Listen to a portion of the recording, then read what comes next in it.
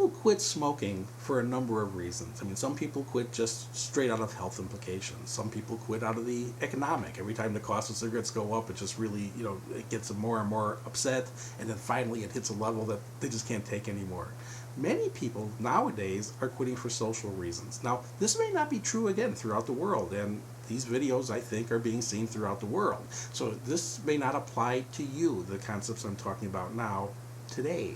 But understand that the concepts that I'm talking about in this video didn't always apply in parts of the world now where smoking is kind of like, so shunned that it's almost outlawed. I mean, there are whole countries now that don't allow smoking anywhere in public places, including their bars, their restaurants, any place where people, gather publicly.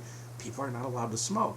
This was a concept that was unheard of 10 or 20 years ago. Nobody would have believed that a country would do this. It was surprising enough when a city would do it, and then a state, but for a country to do it, I mean, this is remarkable. But this is where things are heading.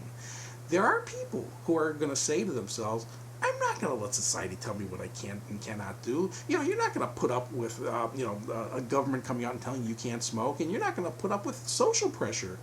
Well, you may believe that you're going to smoke no matter what, and that it's your right. But sooner or later, the rule of the public will override. And again, this may not be a concept you like to hear, but you better understand the reality of the statement anyway. If I was doing a talk 100 years ago on health, or 150 years ago on health, I wasn't talking about smoking. It didn't really exist back then. I wasn't talking about cancer or heart disease. If I really wanted to scare the public, those weren't diseases I talked about. Oh, they existed, but they weren't the major killers they are now. If I was going to do a talk 100 years ago on health, and I wanted to scare the audience, I wanted to do something that was just such a hot topic that it would send, terror to the people listening, I would have talked about tuberculosis. Oh man, saying TB 100 years ago was kind of like saying AIDS, 20 or 30 years ago. Here we have this disease that's spreading rampantly. We don't know the cause. We don't know the cure. If you get it, you're going to die. Before you die, we may lock you up and keep you away from people so you can't spread it because we didn't know how it was happening at that time. This was a frightening illness. Well, that's what TB was like. When you go back to the turn of the century, of the last century, terrifying illness. There's a pretty good chance that as I was doing this talk about this disease, that we didn't know what the cause was and what the cure was, and it was terrifying people. There was a pretty good chance as I was doing the talk, there was a little copper bucket somewhere in my vicinity. And this was a real practical device. It was called a spittoon. See, the purpose of the bucket is if as I'm doing my talk to this audience, I get a little bit of phlegm in my throat. That can happen. I had the luxury that if I wanted to, I could bring up this wad, spit it in front of you all, spit into the bucket, and, make a clean hit so, it wasn't like I was making a mess outside the bucket. And if you thought that there was something wrong with me because, I spit in a bucket in front of an audience, and you thought there was something wrong with me, there was something wrong with you. Because back at that point in time, spitting was common. It was socially acceptable. People could spit anywhere, anytime they want. One of the reasons that spitting had gone this direction was because of chewing tobacco. Cigarettes were not the method of delivery of choice back before the 1900s. I mean, cigarettes weren't even mass-produced. They had to be hand-rolled. It was chewing tobacco, which is how people were originally using it in high quantities, back in the last century. They didn't realize some of the problems that were going along with this, and one of them was the fact that it was creating this extra saliva production. It was causing the sputum effect, and people had to expectorate it out. And so we had receptacles. They were very ornate sometimes. We had these great receptacles in places of businesses and in museums. We had these things in people's homes. This was what was the norm. They found out that the germ that was spreading tuberculosis was being spread through sputum. Well, all of a sudden, people started getting a little bit alarmed about this. One job became really, really unpopular.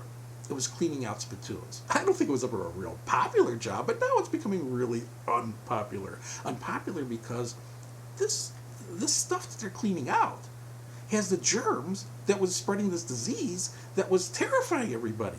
So spittoons started disappearing all of a sudden from people's homes.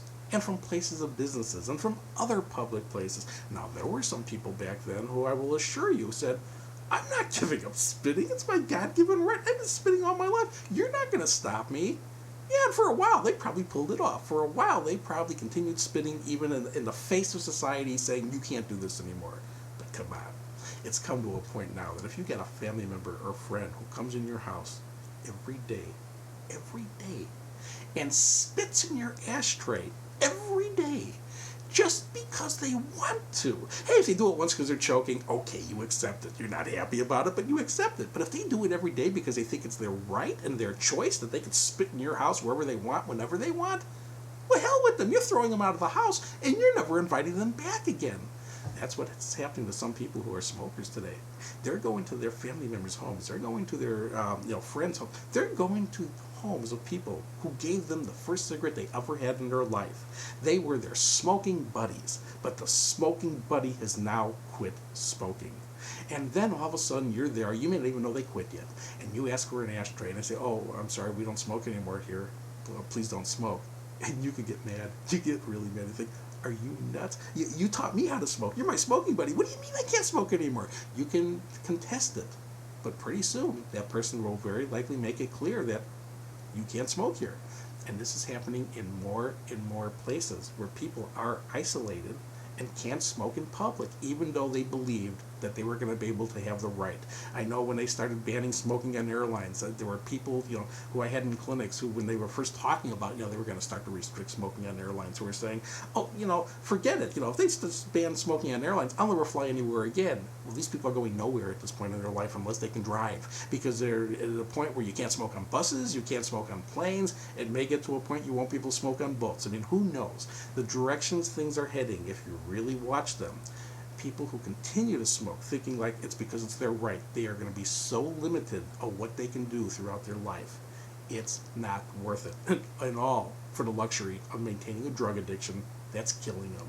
See cigarettes for the problems that they are going to cause, not just what they're going to cause medically, but the social limitations and restrictions.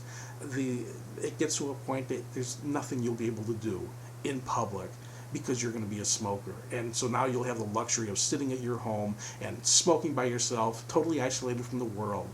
This is the type of life that people are sometimes destined to live because they won't give up their cigarettes. If you don't want to get into this kind of trap, and again, it's not saying to make society happy, it's just saying so you could function within a world which is really making smoking harder and harder to do in every environment that's necessary for you to be able to really work and function and enjoy things, to avoid ever having to be trapped in a society that restricts where you smoke, meaning you're going to be in withdrawal when you're in these restricted places.